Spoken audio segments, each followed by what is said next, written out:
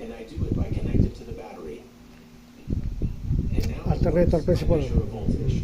And what happens if I supply the rotor with a lower Today is voltage battery than this battery? 5 June 2025. Well, Thursday. it still works, but I Tapos measure a suggest lower pasado na. voltage. Mga In na fact, YouTube. since the alternator cannot choose its speed of rotation, Today is June it will 5, vary the voltage of the 2025. rotor in order to Thursday have the evening. correct voltage at the Tapos output may of the pasado na. stator.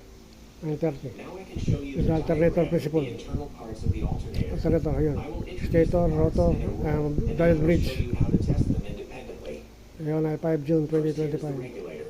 It is supplied by the Thursday. battery, and it supplies the rotor here. Regulator. When the ignition pin has a positive voltage, it Ignition. adjusts the rotor voltage in order to have about 14 volts at the battery. 14.2 When volts. the ignition pin is not supplied, the regulator does not supply the rotor at all, and the alternator does not work, and that is a normal behavior. It is Normal just behavior. disabled. Moreover, when the rotor turns, it is powered by brushes shown here.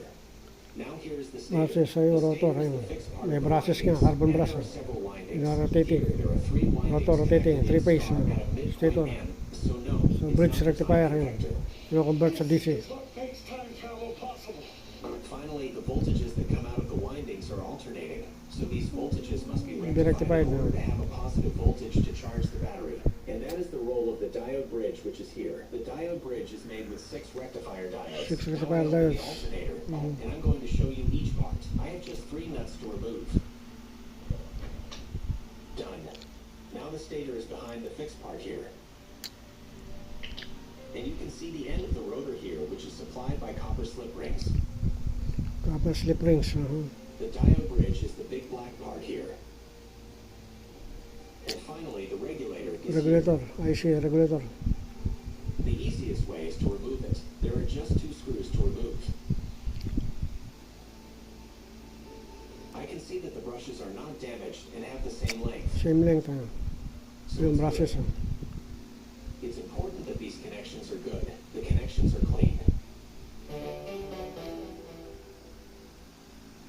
A very simple first thing to do is to check that the rotor winding is not cut, that it is not in short circuit, and that it is well connected to the slip rings. To do that, I put my multimeter in ohm meter mode, and I measure the resistance between the 2 slip rings.